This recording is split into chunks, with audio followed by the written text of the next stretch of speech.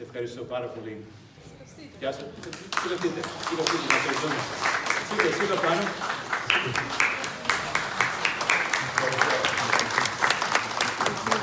Ματιός θα είναι μαζί σας και καλό ταξίδι.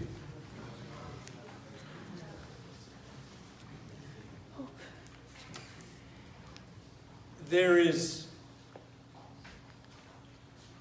some very strange things that have been happening in our world, especially the last 4 weeks.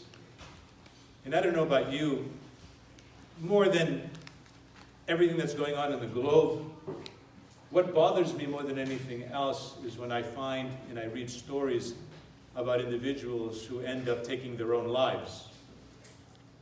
And if those individuals also took the lives of other people, it's even worse. And so people have been asking the question, why is this happening?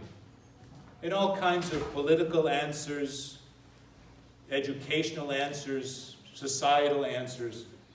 But I really believe, in my heart of hearts, that what is happening here, you've heard me say this before, is a lack of faith. And what I mean by a lack of faith, a lack of a relationship to Jesus Christ. So this past, just a few days ago, we read about an individual. He was only 20 years of age. Let me get the information here. 20 years of age in Colorado.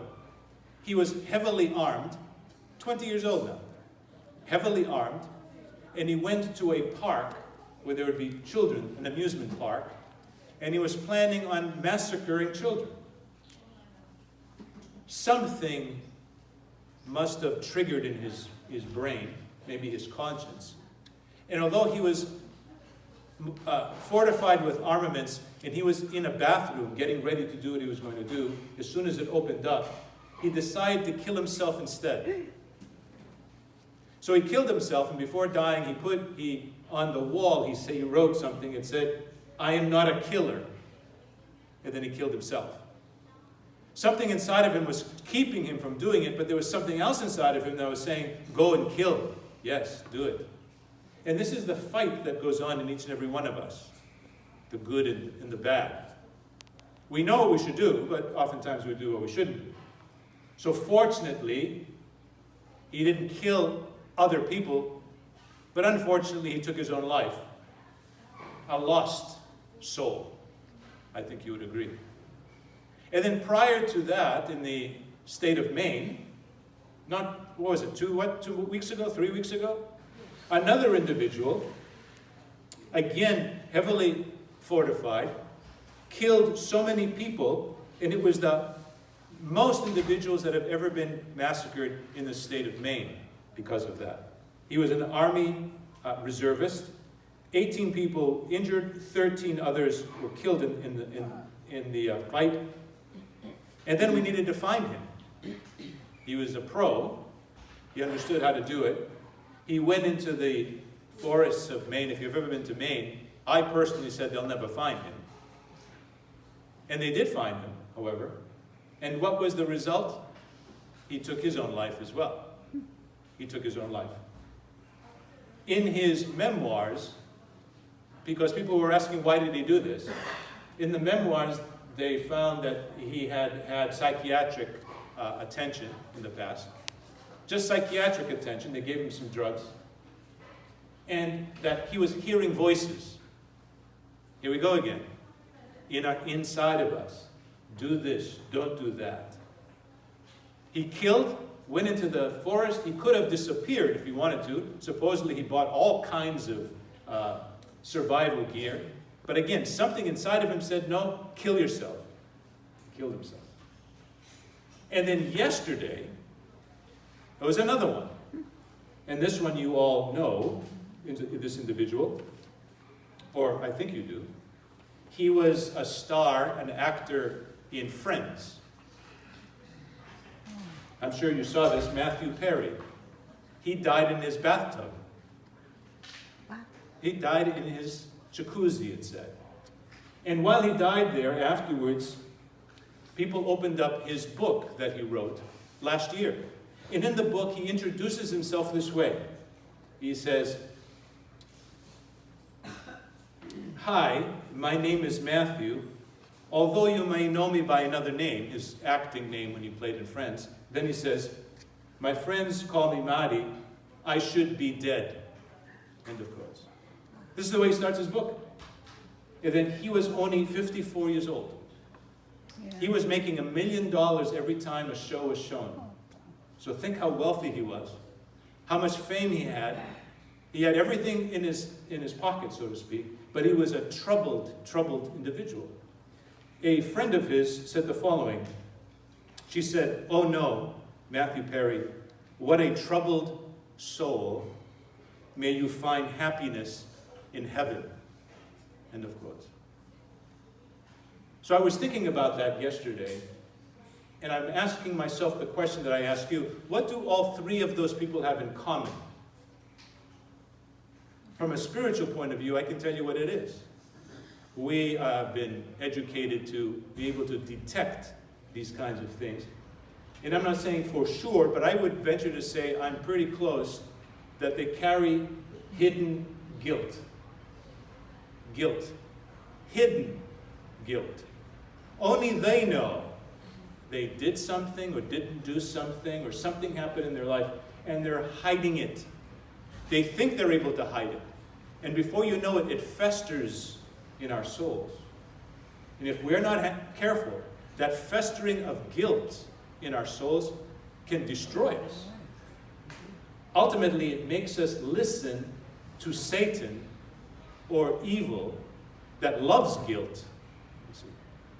When you look at the Bible, for example, the first two people who sinned, what did they do? They felt guilty because they sinned, and what did they do? They hid from God. They hid from him. And when he found them, God says, "Well, what are you doing?" What was their response? We were afraid. We were afraid, and so we hid ourselves. Wow. This hiding is very important in the church. And there are people who hide right in church. Sometimes you can hide where you think God can't see you. You know where I'm going to hide? Or the people. You know what? I'm going to hide right where there are other Christians. They'll think I'm a Christian. They'll think everything is great. But inside me, I'm harboring and I'm carrying guilt. Festering guilt of something or another. We know. But over time, if we're not careful, our conscience begins to get soft. It begins to wane, the spiritual fathers say. Before you know it, we are doing things and we don't feel the sting anymore. Levariese, kind of a thing. Everybody's doing it. I can do it too. Or we may justify ourselves. That's why I'm doing it. I'm this, I'm that. Be very careful. Be very careful. Because these three individuals had this common abnormality, I believe, in them. This feeling of guilt. Now, I'm going to go even further and say that among the psychiatric society in this country, and among some of the surveys that have been done, they say that one of the biggest issues, the biggest problems in this country is guilt. So what do? We hide from it. And how do we hide? There's a variety of ways. Some people hide alcohol. They drink wine in order to forget. But what does it do? It makes them even more melancholic. Yeah. It accentuates. It's like fuel to the fire of whatever guilt they're harboring inside. Other people hide by taking trips. They can't stand still. They can't sit in their homes by themselves. Oh, I have to go here, I have to go there, I'm going to do this, I'm going to do that. And so they think that they can avoid the guilt. They think that they can hide from God because ultimately our conscience is God talking to us. And we want to stop it.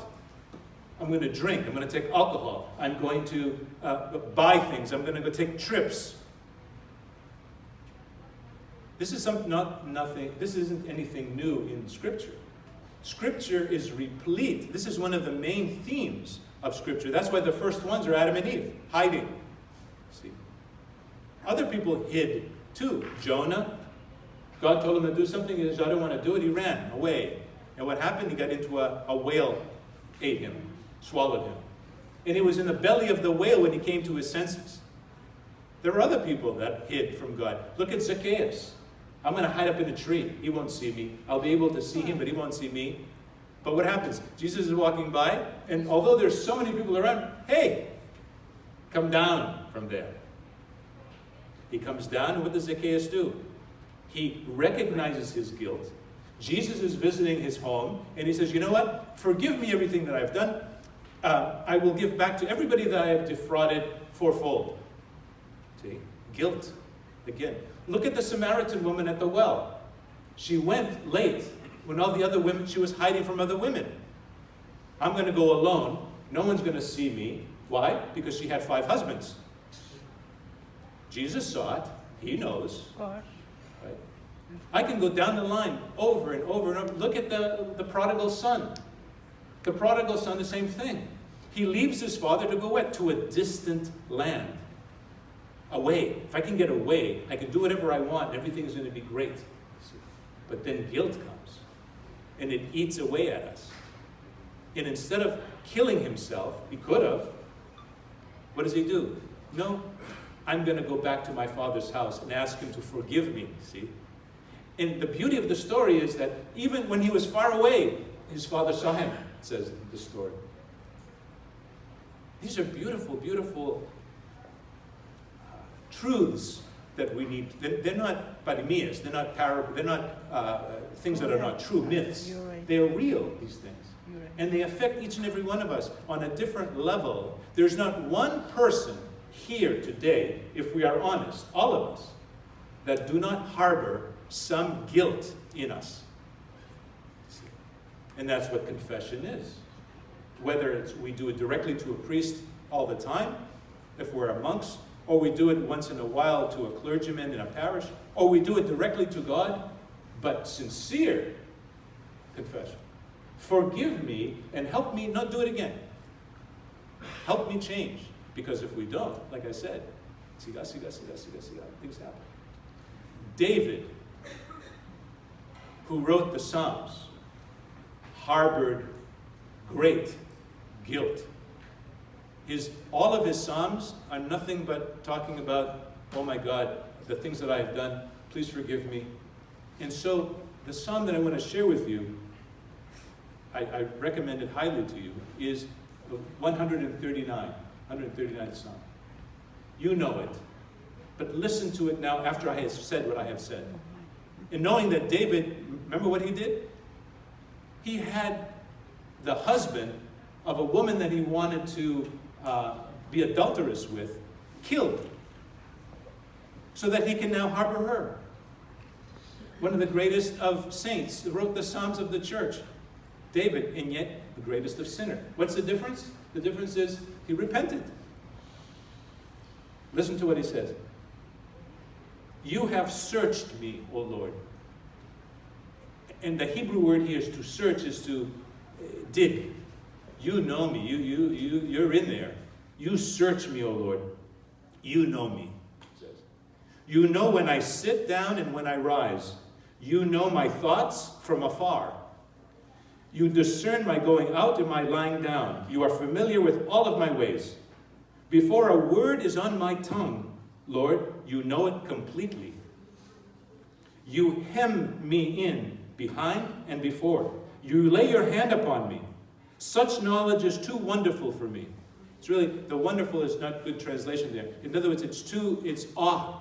I'm in awe of your knowledge of who I am. Too lofty for me to even attain. And here it comes. Where can I go and hide from your spirit? See the hiding again? Where can I go? Where can I flee from your presence? If I go up to the heavens, you are there. If I make my bed in the depths, you are there. If I rise on wings of the dawn, if I settle on a far side of the sea, even there your hand is upon me. Your right hand will hold me fast. If I say, surely the darkness will hide me. That's why people like the dark. See? Even the darkness will hide me but the light becomes night around me. Even the darkness will not be dark to you. This is great. And this is before he knew Jesus, before Jesus became a human being. He understood that God, even in the darkness, turns it into light. And I can't get away from you. I don't know what to do. The night will shine like the day, for darkness is as light to you. Beautiful. Too bad we couldn't sit down with these three men and say this to them. And maybe, who knows, avoid what they did. This is the good news that needs to be told to young people today, to us today, each and every one of us. Shame on us as priests if we don't preach it to you, if we don't tell you. Because we all harbor these things. And if society doesn't hear about the power of Jesus Christ and the light that he puts into our lives, into our hearts, and begins to help us see the truth, then you know what? Our society is just going to continue to go deeper and deeper and deeper and deeper into the darkness. I share this with you not to make you feel bad. As a matter of fact, I was planning on preaching this in the new church. Because when you see the new church, how bright it is, now you're going to see why the church father said the floor should be made of marble. They didn't have carpet in those days, or this kind of part, indoor-outdoor carpeting. So that nalambi yeklusi. It should be an image of what is in here. But you know what? If there's guilt in us, no matter how beautiful the church is, it's dark.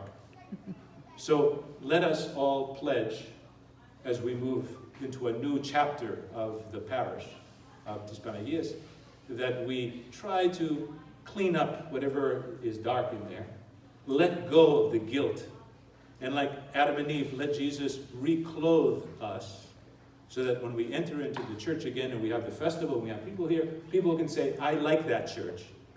Not the building, the people. The people. Please rise.